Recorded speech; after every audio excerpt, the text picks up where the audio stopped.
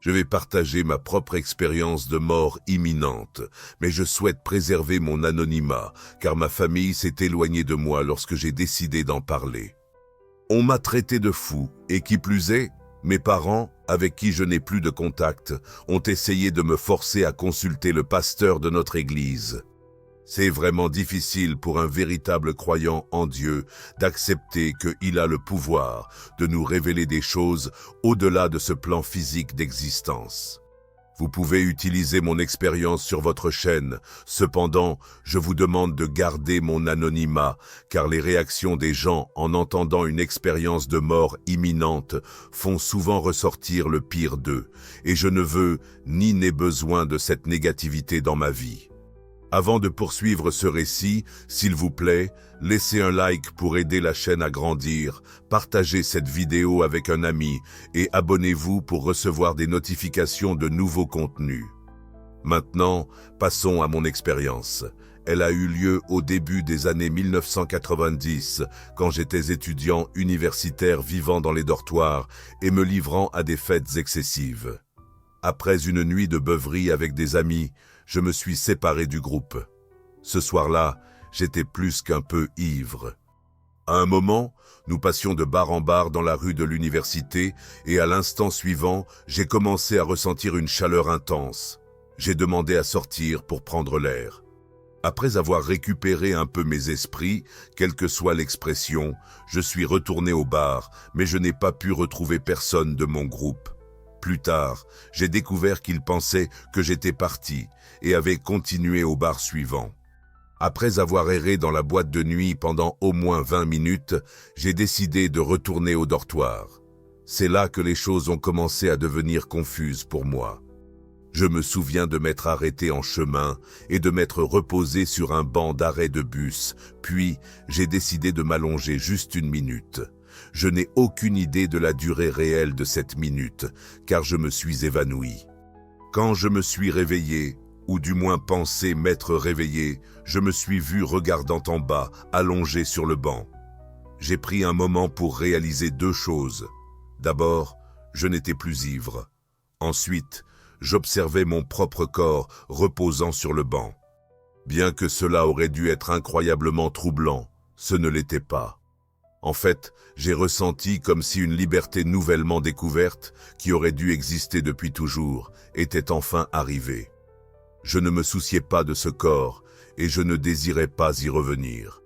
En regardant autour de moi, j'ai réalisé que je pouvais voir à un angle de 360 degrés et que je pouvais apercevoir des objets et des personnes au loin, comme s'ils étaient à mes côtés. Derrière moi, un tunnel surélevé est apparu, environ 15 mètres au-dessus du sol, et je savais que je devais le traverser, alors je l'ai fait. Au début, je flottais doucement dans le tunnel, mais bientôt, j'ai commencé à gagner en vitesse. Je ne peux pas décrire l'émotion qui m'a envahi en plongeant vers une destination inconnue. Le temps semblait ne pas exister, et je ne sais pas combien de temps ce tunnel m'a emmené. Mais je peux affirmer avec certitude que j'ai quitté l'atmosphère de la Terre et voyagé dans l'espace. Après un certain temps, le temps a perdu son sens, donc je ne peux pas indiquer exactement combien de temps s'est écoulé, mais j'ai commencé à voir une lumière à l'horizon. La lumière s'intensifiait à mesure que je m'en approchais. Je sais que beaucoup de gens parlent de l'amour qu'ils ressentent en atteignant la lumière, et il en a été de même pour moi.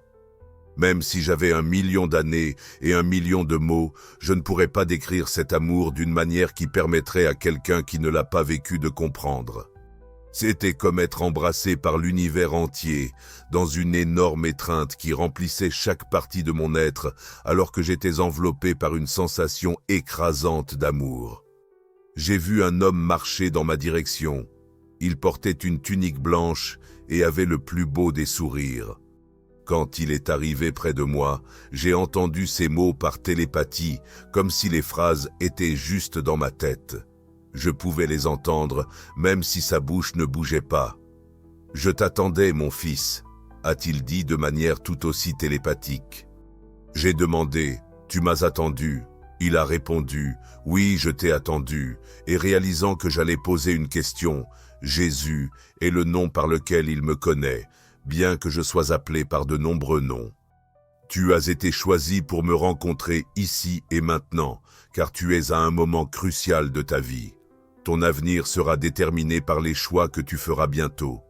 J'ai demandé, « Quels choix sont-ce » Il a répondu, « Tu es à un carrefour.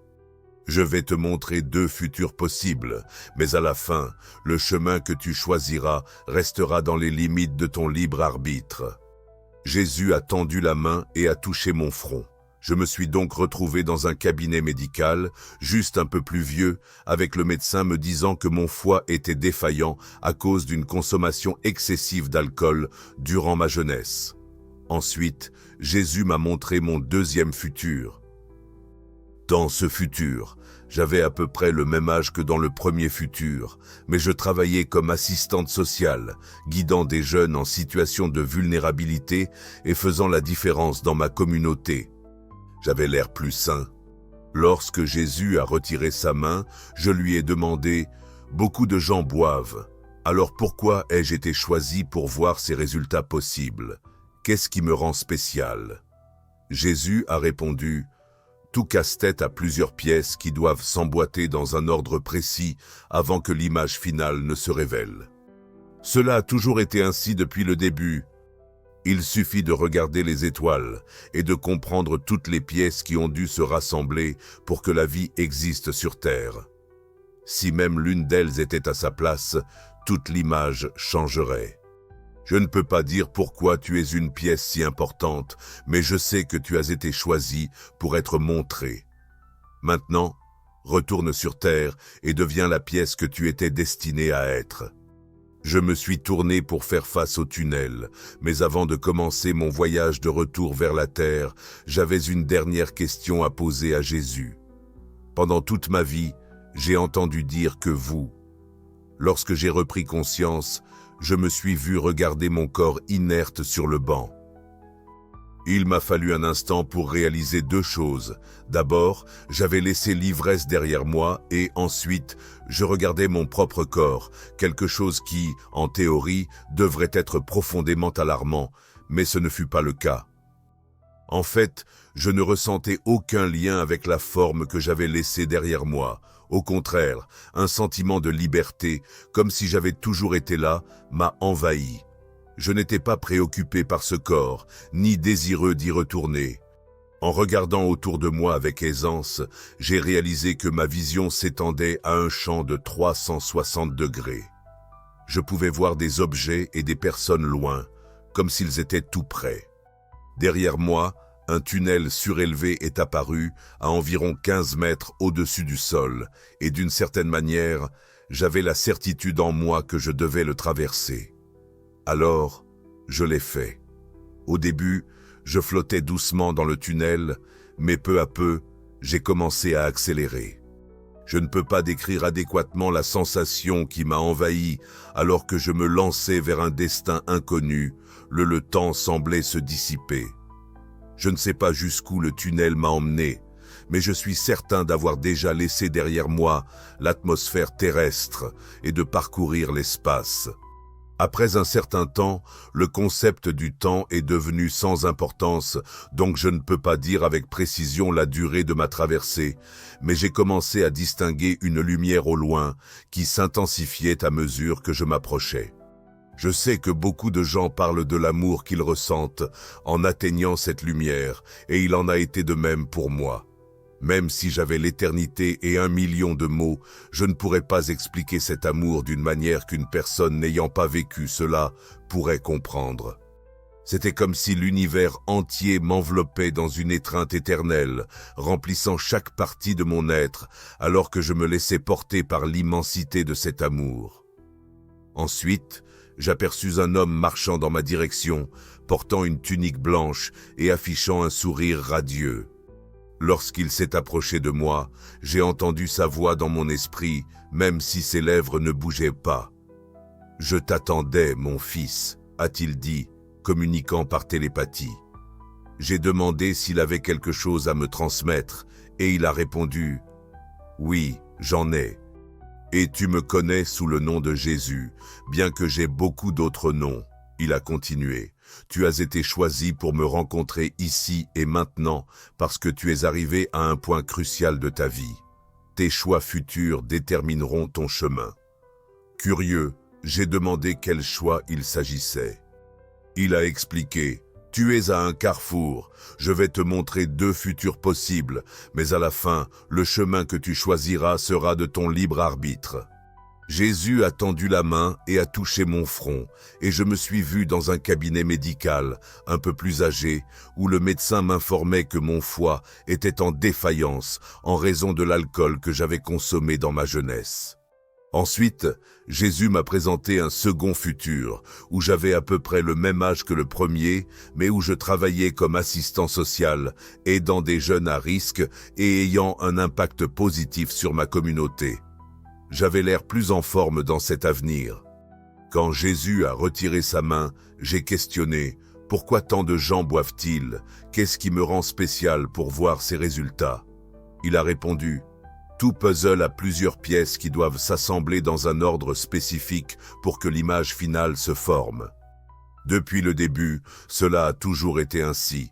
Il suffit de regarder les étoiles et de constater combien de pièces ont dû s'unir pour que la vie existe sur Terre. Même si une pièce était hors de son emplacement, toute l'image serait modifiée. Je ne peux pas dire pourquoi vous êtes une pièce si significative, mais je sais que vous avez été choisi pour être montré.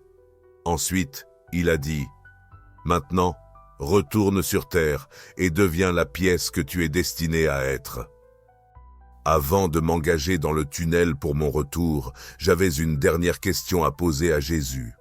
Tout au long de ma vie, j'ai entendu parler de lui. Seulement dans mon esprit, j'entendais ses paroles, même si ses lèvres restaient immobiles. « Je t'attendais, mon fils », a-t-il dit télépathiquement.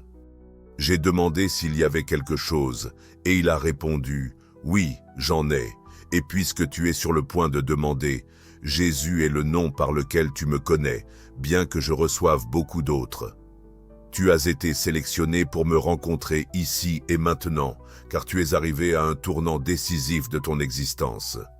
Ton avenir sera façonné par les choix que tu feras bientôt. » « Quels choix sont ceux-ci » ai-je demandé. « Tu es à une croisée des chemins. Laisse-moi te montrer 2 futurs possibles, mais, au final, le chemin que tu choisiras sera dans les limites de ton libre arbitre. » Jésus a tendu la main et a touché mon front, me faisant voir un cabinet médical. J'étais juste un peu plus âgé, et le médecin m'informait que mon foie était défaillant à cause de la consommation excessive d'alcool dans ma jeunesse. Ensuite, Jésus m'a présenté mon deuxième futur, où j'avais à peu près le même âge que dans le premier, mais j'agissais comme assistant social, guidant des jeunes en situation de risque et contribuant à ma communauté. J'avais l'air en meilleure santé. Quand Jésus a retiré sa main, j'ai demandé « Beaucoup de gens boivent. Pourquoi ai-je été choisi pour témoigner de ces possibilités? Qu'est-ce qui me rend spécial ?» Jésus a répondu « Tout casse-tête est constitué de plusieurs pièces qui doivent s'emboîter dans un ordre spécifique avant que l'image finale ne se révèle.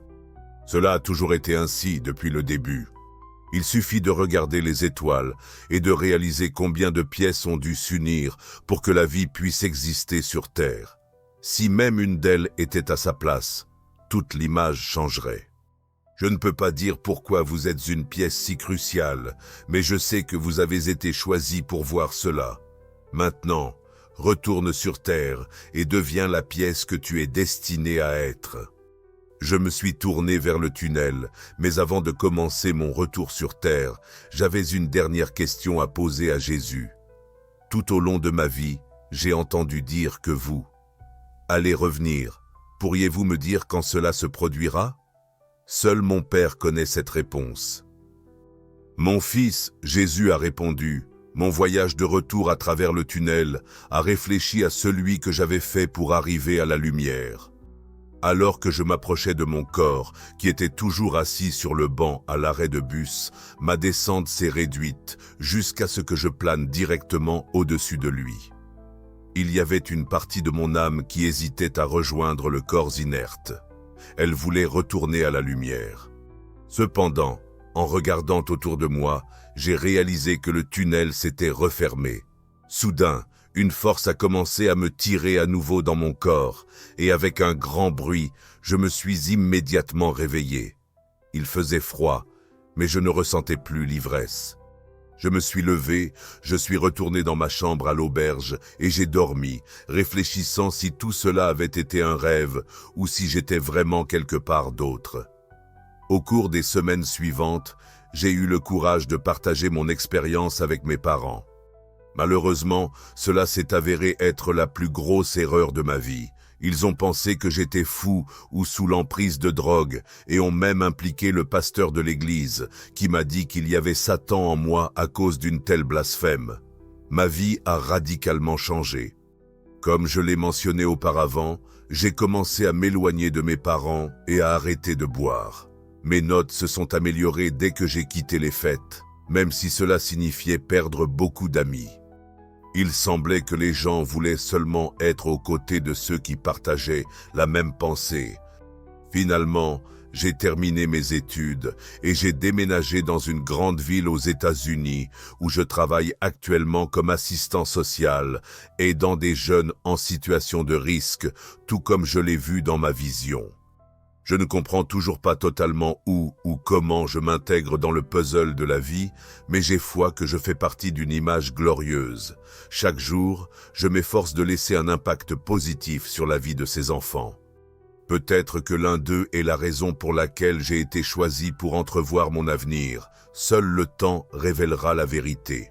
Cela conclut l'expérience d'aujourd'hui. Vous savez comment c'est. Faites-nous savoir ce que vous en pensez dans les commentaires ci-dessous. À la prochaine, prenez soin de vous et continuez à être bénis.